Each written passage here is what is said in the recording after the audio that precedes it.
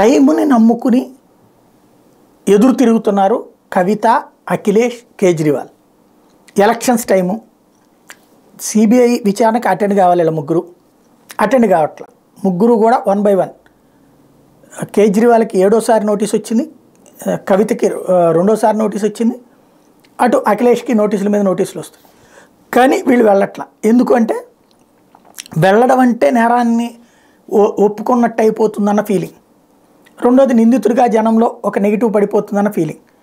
అదే వాళ్ళు బలవంతంగా అరెస్ట్ చేస్తే అక్రమ అరెస్ట్ అని పేరుతో జనంలోకి వెళ్ళొచ్చు, రచ్చ చేయొచ్చు, వివాదం చేయొచ్చు, తద్వారా రాజకీయ లబ్ధి పొందాలి. ఎలాగూ కేసు ఎదుర్కోక తప్పదు. కోర్టులు ఉన్న తర్వాతన, వ్యవస్థలు ఉన్నాక శిక్షలు పడతాయా లేదా అనేటువంటిది సిబిఐ చూపించే ప్రూఫ్స్ని బట్టి ఉంటుంది, కాబట్టి ఈడీ చూపించేటువంటి ప్రూఫ్స్ని బట్టి ఉంటుంది. సిబిఐ కేసుల్లో అయితే డ్రాప్స్ ఉన్నాయి, కానీ ఈడీ కేసులో 100కి 99% రిజల్ట్ ఉంది. కాబట్టి ఈ దశలో కవిత కానీ, అఖిలేష్ కానీ, కేజ్రీవాల్ కానీ ఒకటే రూట్ పట్టారు, రాజకీయ ప్రయోజనం అయిన గాడికి లబ్ధి పొందటం.